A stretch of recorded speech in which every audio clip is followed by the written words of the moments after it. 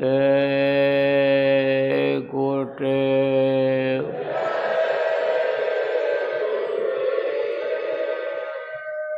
जय गुरुदेव।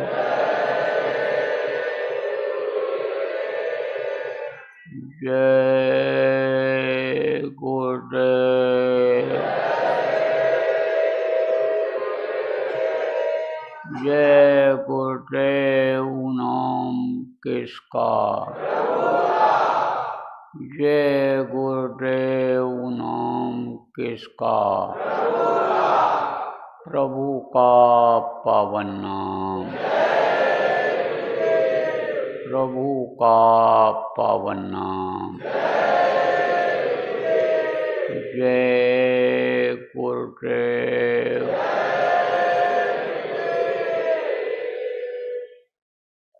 यह विनती गुरुदेव हमारी,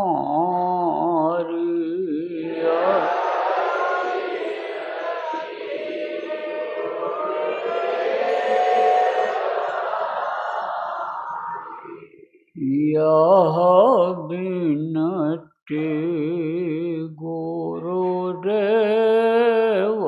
हमारी,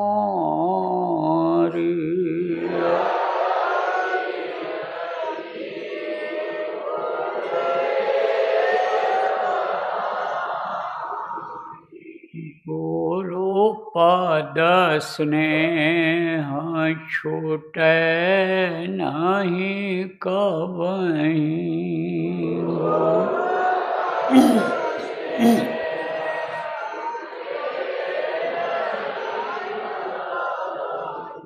भाव छूटे संसारी,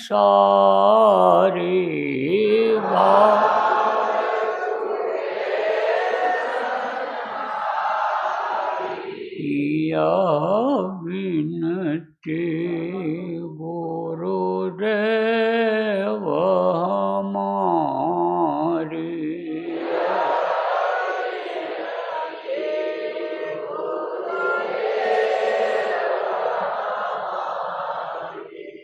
नित्य नव प्रेम जगै तुम्हारे प्रतिनित,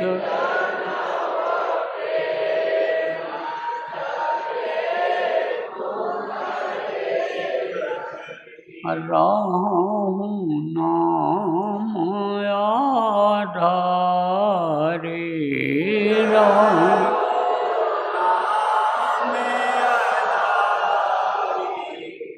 यह विनती गुरुदेव हमारी,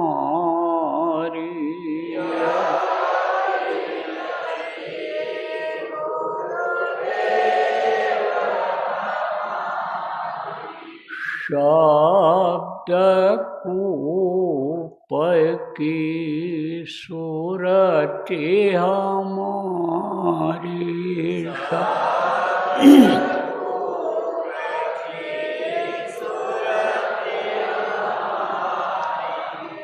बनी रहे पनिहारी,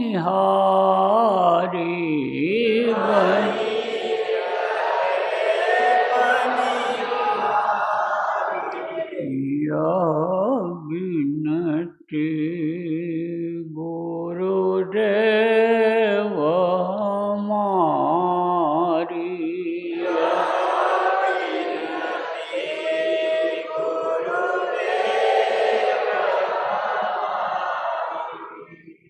शब्द अमीय रस पिय निरंतर,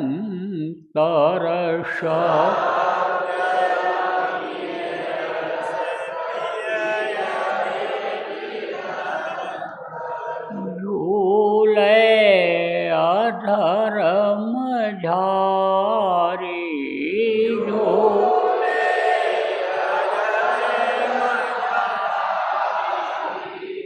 यह विनती गो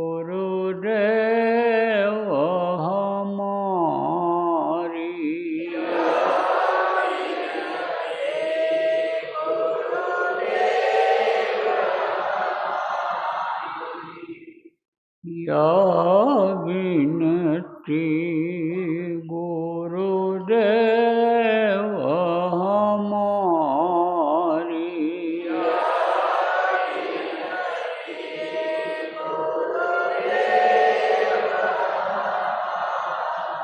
सहस कमल दल छिन में उतरे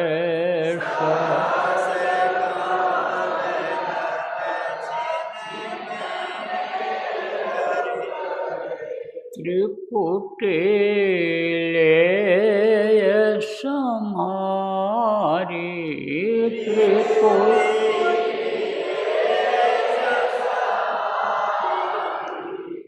या विनती गुरुदेव हमारी।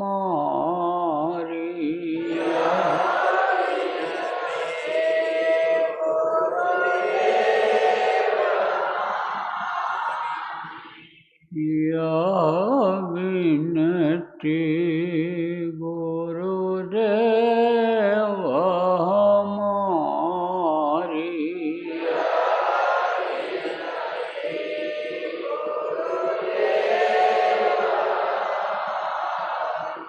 निरखय रूपहांस वह अपनाए।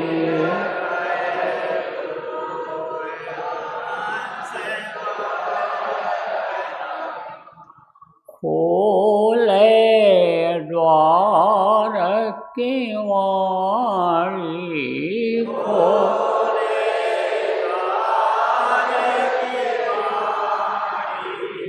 यह विनती गुरुदेव हमारी।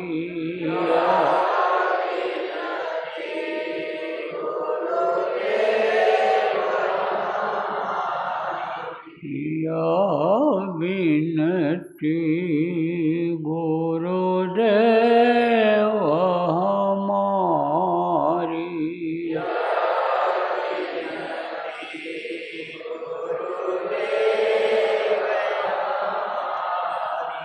गुफा पारस नाम समाये।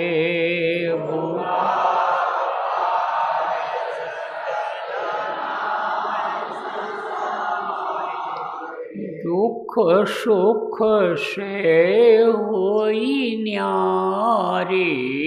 दुख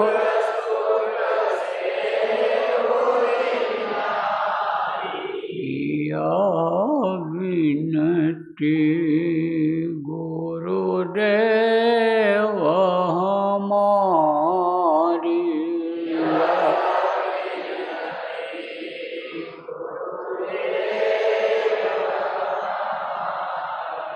या विनती गुरुदेव हमारी।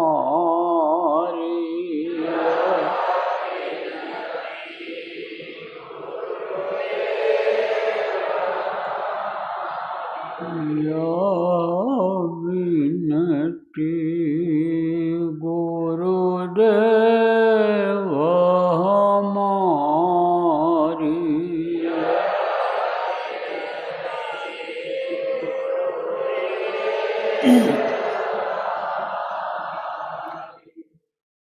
जय गुरुदेव।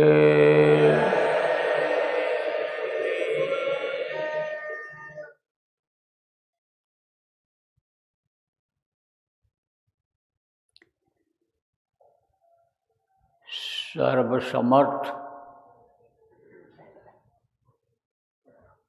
सर्वत्र स्मरणीय परम पूज्य गुरु जी महाराज, उपस्थित सभी साधक नामदानी बच्चियों एवं बच्चियों, आज उज्जैन आश्रम पर 18 दिसंबर 2025 को प्रातःकाल की बेला में 3 दिन का साधना शिविर ये प्रारंभ होने जा रहा है।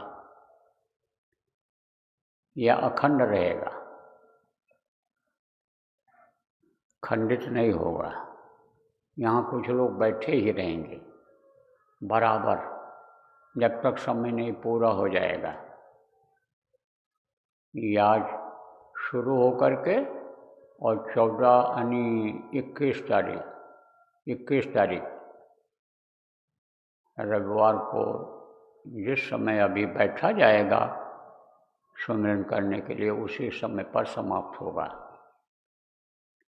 यहीं उज्जैन आश्रम में ही नहीं, जहाँ जहाँ भी गुरु महाराज के प्रेमी हैं, गुरु महाराज के दया दुआ लेना चाहते हैं, गुरु भक्त हैं, गुरुमुख हैं, गुरु के आदेश का पालन करते हैं,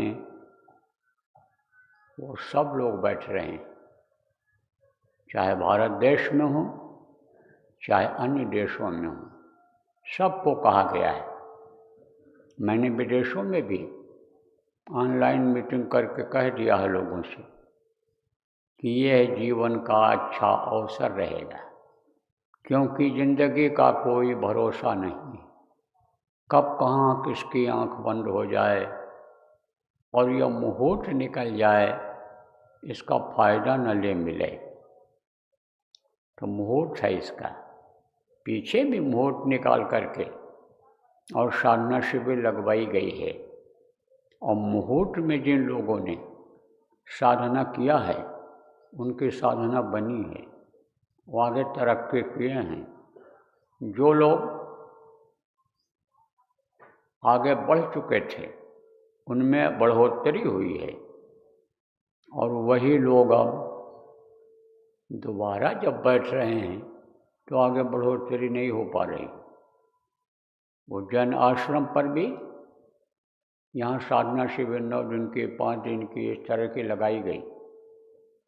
बुलाया गया था कि जो अच्छे साधक हैं, जो जिनकी चढ़ाई होती है ऊपर, आँख कान खुला है, वो लोग आ जाओ।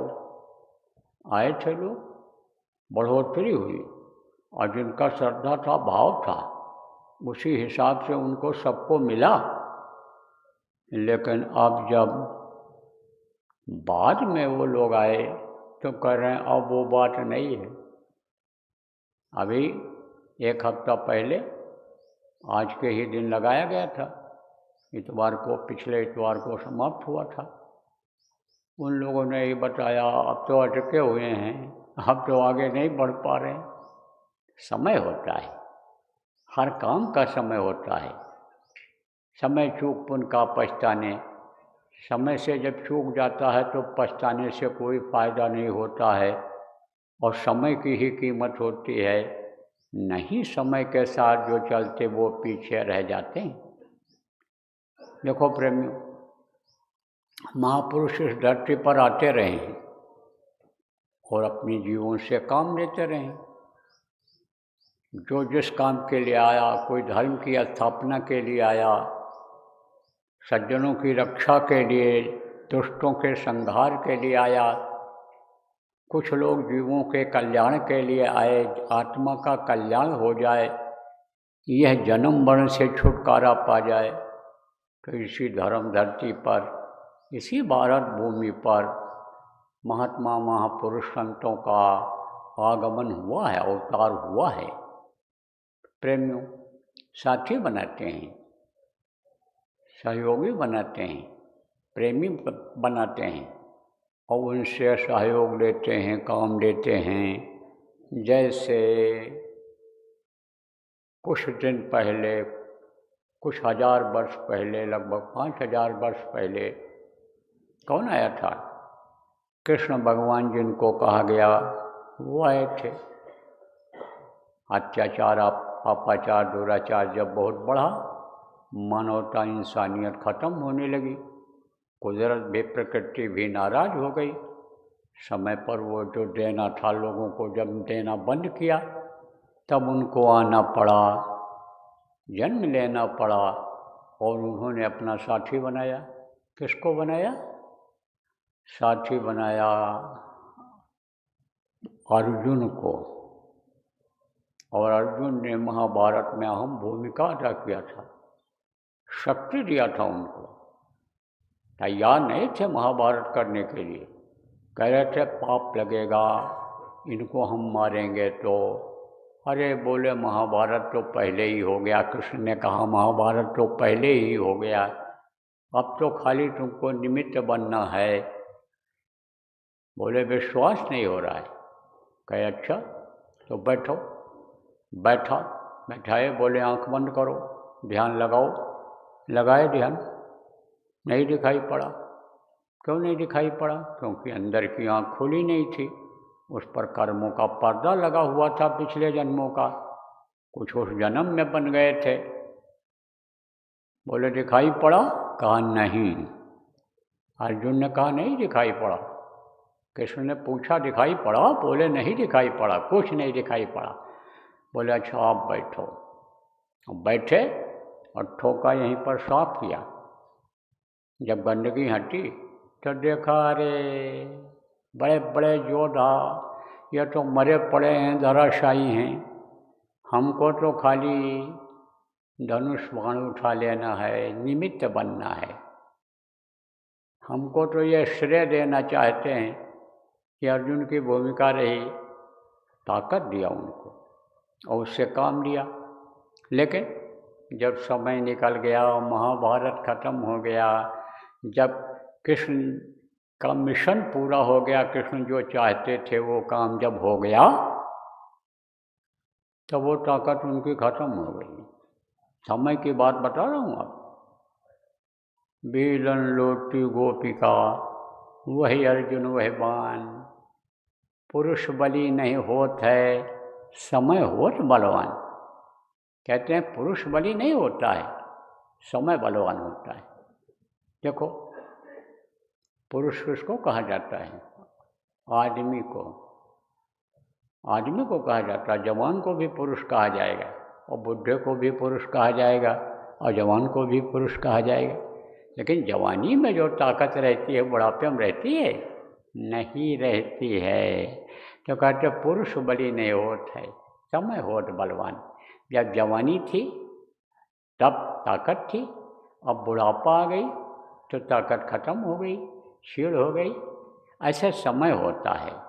इस समय पर साधना करने का मुहूर्त है, चाहे नए नामदानी हो और चाहे पुराने नामदानी हो।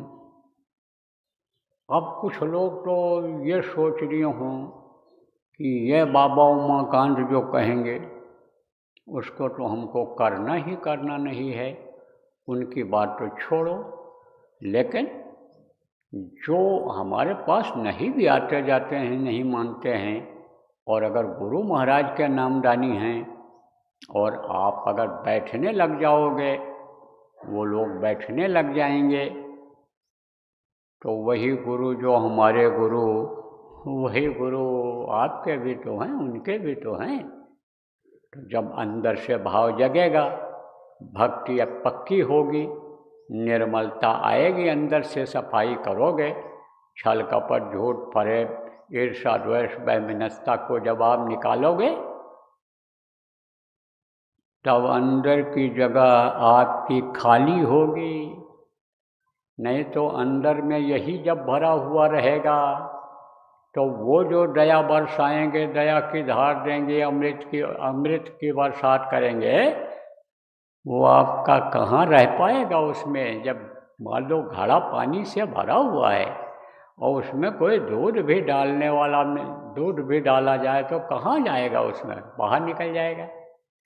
तो अगर आप छल कपट द्वंद पाखंड दूर करके, हटा करके, ईर्ष्या द्वेष वैमनस्यता स्वार्थपन दूर करके और साधना में लगोगे, तो हमको विश्वास है कि गुरु महाराज दया आपके ऊपर भी कर देंगे।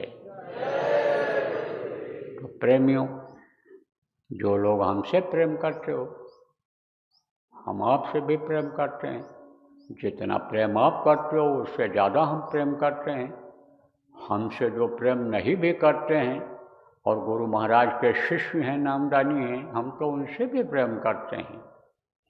ज़रूरत भर का उनसे भी प्रेम करते हैं, क्योंकि गुरु महाराज ने संभाल करने की बात मेरे से कही थी, तो मैं तो सबके सामने गुरु महाराज के नाम काम के आगे जीवात्मा का कल्याण हो जाए, इसके लिए सबसे हाथ जोड़ता रहता हूँ। तो कहने का मतलब ये है प्रेमियों कि समय है। देखो, राजस्थान में एक राजा थे, कौन थे? पीपा। तो पीपा धार्मिक व्यक्ति थे, सब अनुष्ठान कराते रहते थे जनता को सुखी रखने के लिए, जनता को धार्मिक बनाए रखने के लिए। तो रैदास जी कुटिया बना करके रहते थे और भजन ध्यान करते थे और कुछ कमाई कर लेते थे। कैसी कमाई? खाने के लिए, पहनने के लिए कमाई कर लेते थे। तो उस समय रैदास लोगों का काम क्या था? चमड़े का काम था। तो जूता टांगते थे, जूता सिलते थे। चमड़े का जूता उस समय ज़्यादातर लोग पहनते थे। अब राजस्थान में विशेष रूप से, क्योंकि उनको पैदल चलना रहता था, तो ये रबर का ये जो चप्पल और जूता है बहुत नुकसान करता है, दिल दिमाग पर असर डालता है, गर्म कर देता है, ठंडी में ठंड हो जाता है, आँख के ऊपर असर पड़ता है, लेकिन चमड़ा का नहीं करता था।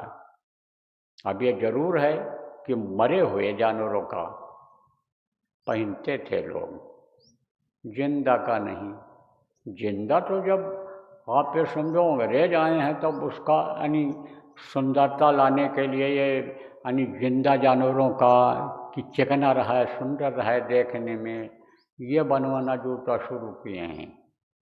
लेकिन पहले मरे हुए जानवर का जूता लोग पहनते थे। तो जब गर्मी पड़ती थी तो सूख जाता था, सूख जाता था। फिर उसमें क्या देते थे? तेल। डॉक्टर वैद्य लोग भी बताते हैं कि जुकाम हो जाए तो सरसों का तेल तलवे में सोने से पहले रगड़ा दो, रगड़ दो, लगा दो, तो रात भर में जुकाम और रफू चक्कर हो जाएगा, हट जाएगा, निकल जाएगा। तो ये सब जो पहले लोग करते थे स्वास्थ्य के हिसाब से करते थे, नीचे से तरी रहती थी, बालू का, गर्म बालू का असर नहीं पड़ता था, और पगड़ी बांधते थे। आज भी पगड़ी लोग बांधते हैं, तो उस समय पर तो 5-5 हाथ की पगड़ी बांधते थे कि जिससे धूप असर न करे, ऊपर से सिर के ऊपर धूप न लगे। तो गर्मी में काम करते रहते थे, चलते रहते थे, और दिन में अगर न चलते तो रात में कितना चल पाते, क्योंकि सवारियों का साधन रहता नहीं था, तो पैदल लोगों को जाना रहता था। तो जब जूता फट जाता था तब उसको लोग सिलवाते थे, जूता बनवाते थे। किससे? जिनको आज मोची कहते हो, रैदास कहते हो, तो रैदास एक महात्मा थे। अब देखो प्रेमी, जैसे कोई अगर ये सोचे कि हम सवर्ण हैं, उच्च कुल खानदान के हैं, हम ज़्यादा पढ़े लिखे हैं, विद्वान हैं, और हम ही को भगवान मिलेंगे, हम ही को दर्शन देंगे, भगवान हमारे हैं, तो ये उनका भ्रम और भूल है। जो ही झोली फैलाएगा उसके सामने उसी की झोली भर देने के लिए तैयार हैं। हम तो उनसे मांग नहीं पाते हैं, हम झोली उनके आगे फैला नहीं पाते हैं। झोली फैल जाएगी, मांग लिया जाएगा दीनता से, तो वो सब कुछ देने वाले हैं। दुनिया की चीज़ें, दुनिया से परे की चीज़ें, ये सब उनके हाथ में है, वो दे देंगे। और जब देंगे तब हार नहीं मानते हैं देने में, जैसे कोई गरीब आदमी हो उससे मांगो दान पुण्य की, भाई कुछ कर दो दे दो, तो 2 रुपया 4 रुपया 10 रुपया 100 रुपया दे देगा। लेकिन अगर कोई राजा महाराजा है, जमींदार है, सेठ साहूकार है, उससे मांगोगे तो वो 1000 2000 4000 लाख दे देगा। ऐसे ही उसका तो भंडार भरा हुआ है, हर चीज़ का भंडार उस प्रभु का भरा हुआ है। तो उनका भंडार भर दिया है। कब? कि जब उन्होंने थोड़ा त्याग किया, उन्होंने साधना किया। साधना किसको कहते हैं? शरीर को साधना पड़ता है, ये उठने न पावे बैठाना पड़ता है। मन को साधना पड़ता है, मन ये बैठने नहीं देता, मन इसमें लगता नहीं है। मन जब लग जाता है तो खूब लगाता है, करवाता है, लेकिन आदत नहीं बनी है इसलिए बैठने नहीं देता है। और बैठ जाया जाए अगर मन को मार करके, मन को महसूस करके अगर बैठ जाया जाए और दया मांगी जाए घाट पर बैठ करके, तो दया मिल जाती है। तो दया मिल गई, मालामाल हो गए। अब ये भी देखा गया, ये भी देखा गया कि मोहन नारी नारी कर रूपा, पन्नगारी यह चरित अनुपा। माया और भक्ति ये दोनों इकट्ठा नहीं रहती हैं। तो रुपया पैसा को माया बताया गया, तो उनके यानी बाहर से उनके पास देखने में करोड़ 2 करोड़ 10-20 करोड़ रुपया नहीं रहता है, उनके पास सोना चांदी का भंडार नहीं रहता है, लेकिन अंदर में जो रहता है उससे जब वो जो चीज़ चाहें वो प्राप्त कर लेते हैं, जो चीज़ वो चाहें पा लेते हैं। जो इच्छा कीन ही मन माही, और हरि प्रताप का दुर्लभ नहीं। जिस चीज़ की महात्माओं ने इच्छा किया उसकी वो इच्छा पूरी हो गई, कोई लोभ लालच उनको नहीं था। एक झोपड़ी में रहते थे, मीरा उनकी शिष्या थी। मीरा ने सोचा मेरे गुरु यानी झोपड़ी में रहते हैं तो हम क्यों न ले चल कर के हीरा मोती उनको दे दें, और वो भी एक महल बनवा लें, उसमें रहें। ले कर के पोटली में गई और कहा गुरुजी ये कीमती चीज़ है, इसको बेच करके आप अपना मकान बना लो। कुछ नहीं बोले, श्रद्धा से ले गई थी, प्रेम से ले गई थी, नहीं तो दिल टूट जाता। दिल नहीं तोड़ा जाता है, कोई कुछ भी ले आवे, मिट्टी भी ले आवे तो भाई उसका दिल रखना पड़ता है। तो कहा अच्छा तू बांध दे, यहीं ऊपर झोपड़ी में बनवा दिया, ऊपर कहा बांध दे इसी में। चली गई बांध। कुछ दिन के बाद आई, जब कहा चलें गुरुजी का हाल चाल ले आऊँ। अब तो गुरुजी बहुत बढ़िया से रहते होंगे, ठीक से रहते होंगे। आई देखे तो अब भी पोटली बंधी हुई है। वो उसी बनेरा जिसको कहते हैं, लकड़ी कहते हैं, जिससे झोपड़ी बनी थी, उसी में अब भी बंधी हुई है। तो अब आप ये समझो प्रेमियों कि उनकी बड़ी शोहरत हुई। शोहरत माने उनका प्रचार हुआ, क्योंकि लोग जाते थे और जो भी श्रद्धा भाव से जाता था उसको फायदा हो जाता था। कुछ न कुछ प्रसाद रूप में विश्वास के लिए दे देते थे कि ये लो। काम तो दया से होता है, लेकिन विश्वास आदमी को हो जाए। बहुत से लोग तो दया करो दया करो दया करो, दया कहने से दया नहीं मिलती है, अंदर से दया का भाव बनता है जब, कि हमको दया मिले तब दया मिलती है। अगर दया करो से चिल्लाने का होता, जैसे बहुत सी बच्चियों चिल्लाती रहती हो, बहुत से लोग चिल्लाते रहते हैं, देखा देखी करते हो कि एक आदमी दया कह रहा तो हम भी दया मांग लें, तो ऐसा नहीं होता है। अब आप ये समझो प्रेमियों कि जाते थे लोग श्रद्धा से और उनको कुछ न कुछ प्रसाद रूप में दे देते थे। तो राजा के पास भी खबर पहुंची कि भाई भला होता है, कल्याण होता है, जाने से उनके दर्शन से ही फायदा कुछ न कुछ मिल जाता है। तो राजा धार्मिक तो था ही, सोचा मैं भी चलूं। लेकिन फिर उसने सोचा कि मैं तो उच्च कुल खानदान का हूँ, मैं तो राजा हूँ, मैं तो क्षत्रिय कुल का हूँ, राजपूत हूँ, तो मैं कहाँ जाऊँगा? मेरा जाना ठीक नहीं रहेगा उसके यहाँ, झोपड़ी वाले के यहाँ। वहाँ कहाँ हम जाएंगे। लेकिन जब बार बार उनका प्रभाव का वर्णन लोग करने लग गए, बताने लग गए, दरबार तक के लोग जाने लग गए, मंत्री संतरी सब जाने लग गए, तब एक दिन उन्होंने सोचा भाई चलना चाहिए, चलना चाहिए। तो वो क्या करते थे, ऐसे कुंड में पानी लिए रहते थे। कुंड किसको कहते हैं, मिट्टी का बर्तन, और उसमें पानी रखते थे और उसी से चमड़ा भिगो लेते थे। ऐसे ऐसे चमड़ा भिगो के, और जब नरम हो जाता था तो उसकी सिलाई करते थे, जूते की, जूता बनाते, जूता टांगते थे। तो उसी में से पानी दे दें किसी किसी को, तो लोग तो उसको चरणामृत समझ करके ग्रहण कर लेते थे, पी लेते थे। बहुत से लोग, बहुत से लोगों का कल्याण हो जाता था, भलाई हो जाती थी लोगों को, ठीक हो जाते थे लोग जो बीमार रहते थे। तो क्या हुआ कि एक दिन पर्व लगा था, मेला, जैसे स्नान करने लोग नदियों में जाते हैं ना, तो जनता उनकी सब चली गई थी, प्रजा चली गई थी, कर्मचारी लोग भी नहाने के लिए चले गए थे नदी में, पर्व लगा था। तो राजा ने सोचा कि अब मौका अच्छा है और लाओ चले चलें। तो कपड़ा तो सब उतार दिया और साधारण कपड़े में गया, पता लगाते हुए। कब गया, जब शाम होने लगी, अंधेरा होने लगा, तब छुपते छुपते वहाँ गया।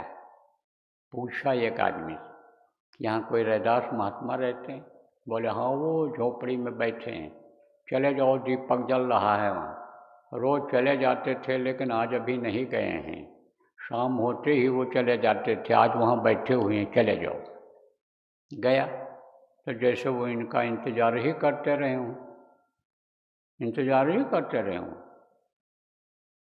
तो बोले अच्छा तू आजा राजा, आजा आजा। पहचान तो हो गई उनको।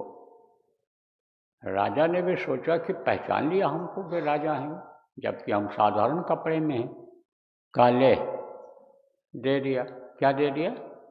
वही जो मिट्टी का बर्तन जिसमें पानी भरा हुआ था, जिससे चमड़ा भिगोते थे, उसी को दे दिया उन्होंने। काले चरणामृत ले ले। तो राजा ने क्या किया, सोचा कि भाई ये चरणामृत कह रहे हैं, तो चरणामृत तो पिया जाता है, तो हम इसको पिएं कैसे। फिर सोचे क्या करें,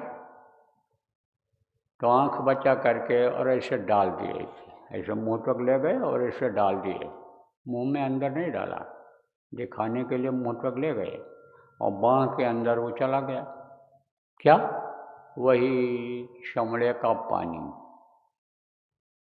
चले गए थे प्रणाम करके वहाँ। सम्मान इज्जत तो लोग महात्माओं का करते ही थे, और महात्मा ऐसे रहते भी नहीं थे। वो तो समझो कुछ हासिल करने के बाद तो महात्मा बनते थे।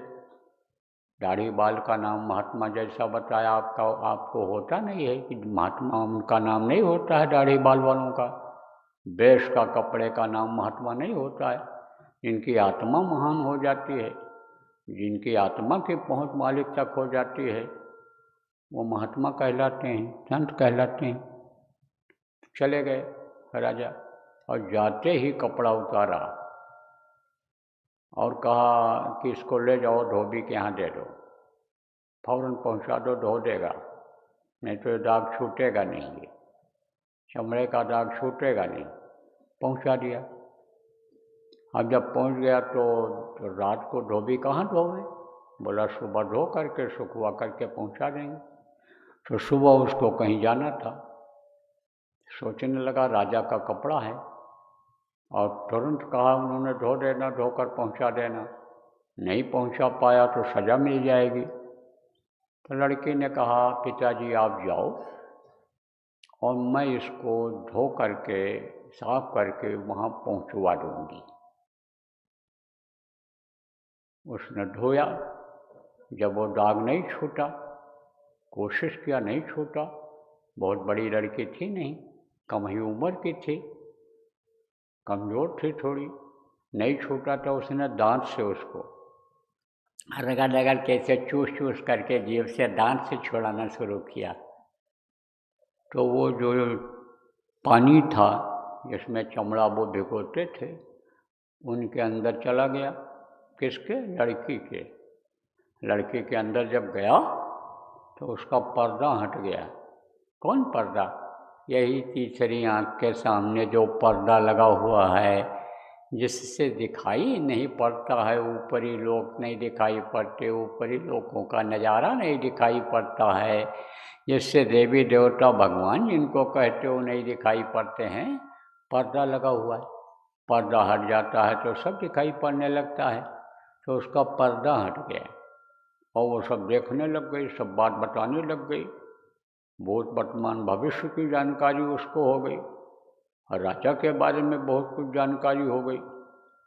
अब इसकी खबर बहुत फैली, बहुत भीड़ होने लगी उसके यहाँ और राजा तक भी खबर पहुँची कि एक छोटी सी बच्ची है धोबी की और वो तो बहुत कुछ बातें बताती है और भलाई वाली बात करती है, जिसकी भलाई की बात कर देती हो जाता है।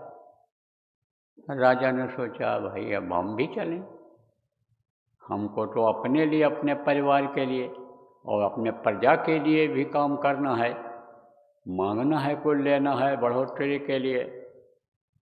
तो राजा भी गए और जब राजा गए और हाथ फैलाया ऐसे चरणामृत के लिए, अरे बोले पीपर साहब राजा को बोले, कौन बोले?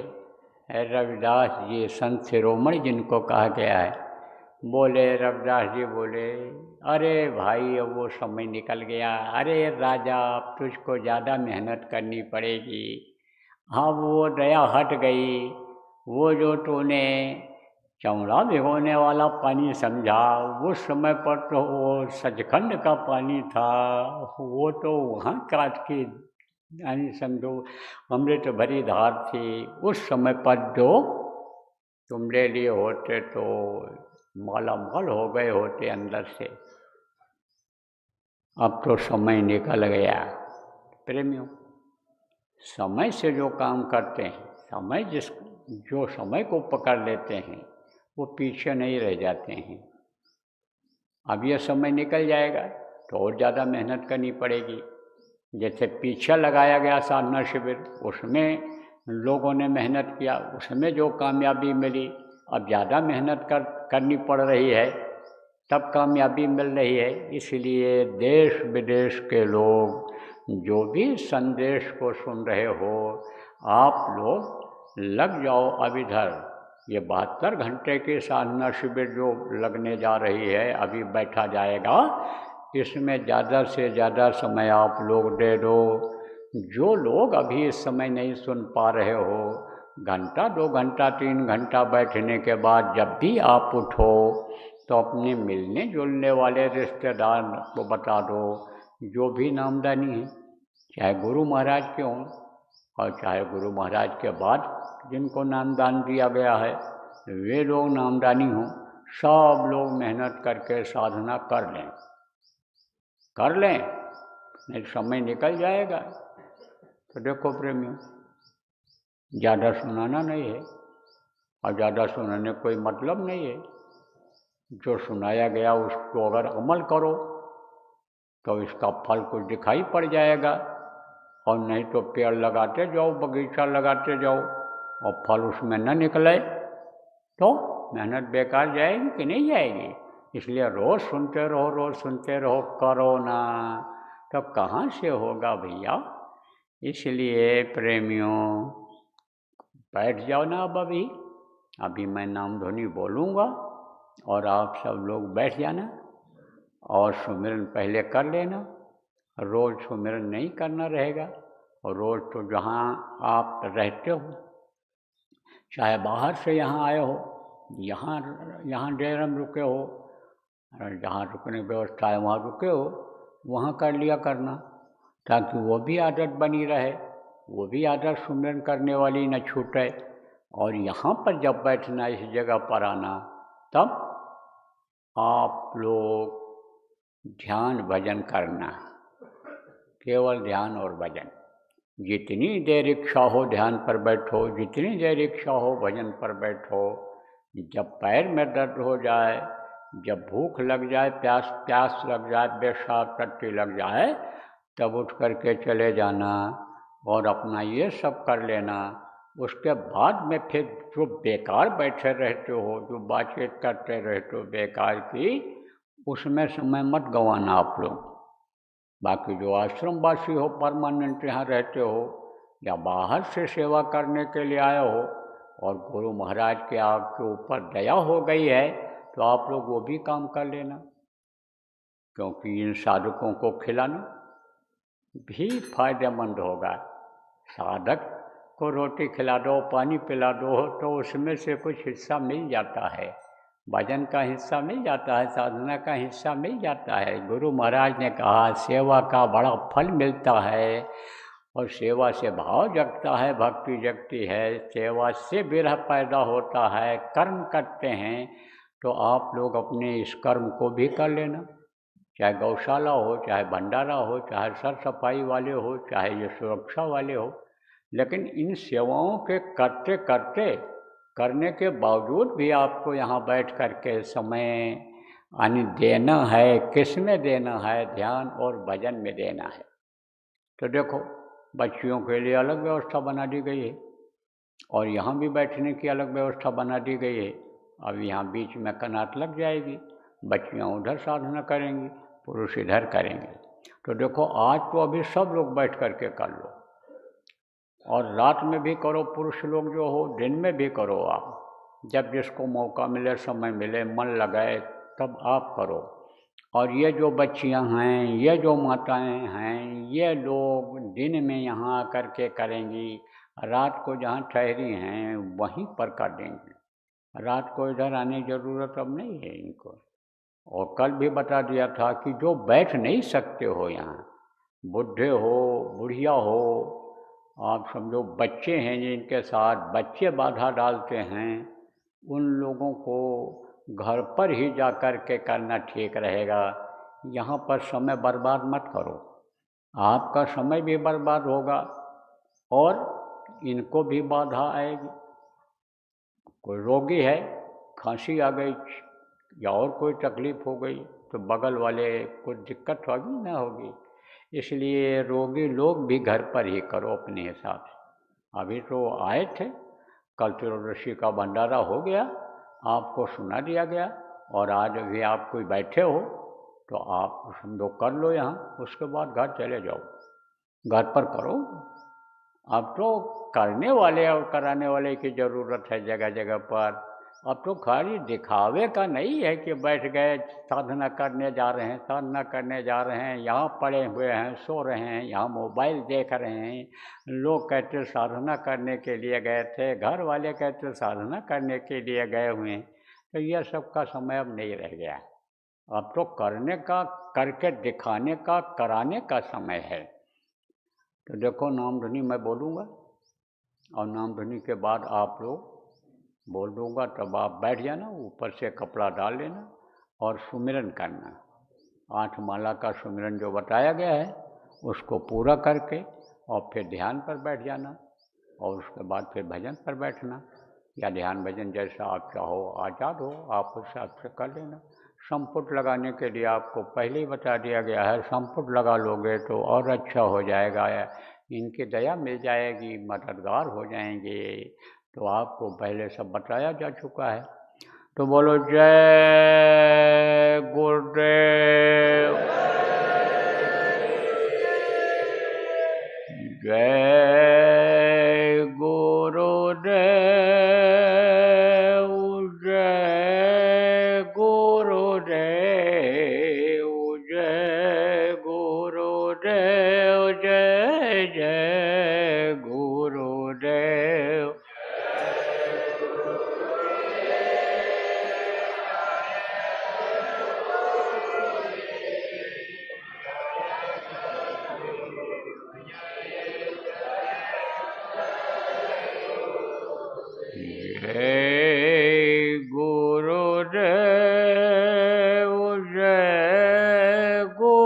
गुरुदेव, जय गुरुदेव, जय जय गुरुदेव।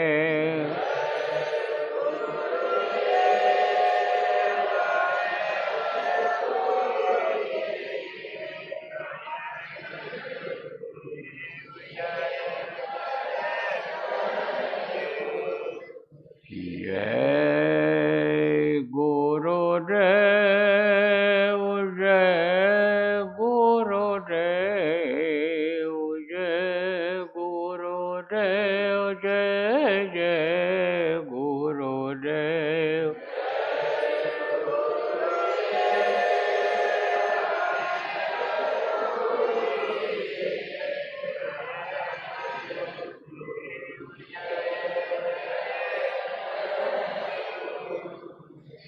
जय गुरुदेव, जय गुरुदेव, जय गुरुदेव, जय जय गुरुदेव।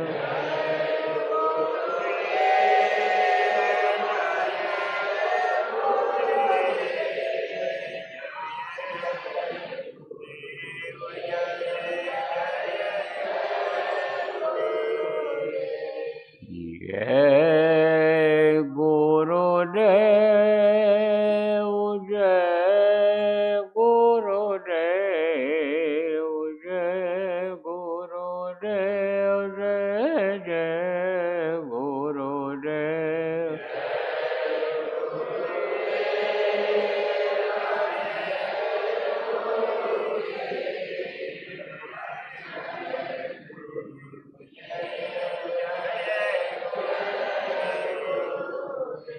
जय गुरुदेव। अब अपने लोग सब बैठेंगे, हम भी बैठेंगे। नीचे बैठूंगा मैं, अभी ऊपर नहीं आ, मैं भी करूंगा। तो मैं तो आप लोग जितने भी प्रेमी हो, जहाँ भी हो, सबके लिए गुरु महाराज और दादा गुरु से विनती करूंगा कि आपके लिए दया करें, आपके भजन ध्यान सुमिरन में बरकत दें। और आप सब लोग जितने भी लोग सुन रहे हो, साधना करने के लिए बैठने जा रहे हो, मेरे लिए दया मांग लेना इन्हीं से। तो बोलो जय गुरुदेव। अब डाल लो कपड़ा ऊपर से। अब एक 9:30 बजे खत्म होगा। कब? रविवार को।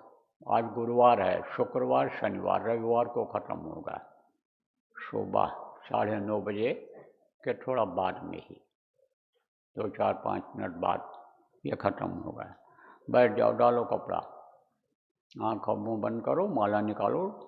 सब लोग माला निकालो, जो लोग सुन रहे हो, ऑनलाइन जुड़े हो, सब लोग माला निकालो और सुमिरन करो, फिर ध्यान करो, फिर भजन करो। अब कोई आवाज़ यहाँ नहीं लगेगी, लाउड स्पीकर बंद हो जाएगा तब तक के लिए। और निगरानी करने वाले ध्यान भजन भी करना, निगरानी भी करना, इनकी देख रेख भी करना। और व्यवस्था करने वाले व्यवस्था इनकी सुचारू रूप से कर देना। और रात में दिन में कभी भी इनको जब भी उठें, भूख लगे तो कुछ खाने को मिल जाए। बोलिए जय गुरुदेव। बैठ जाओ।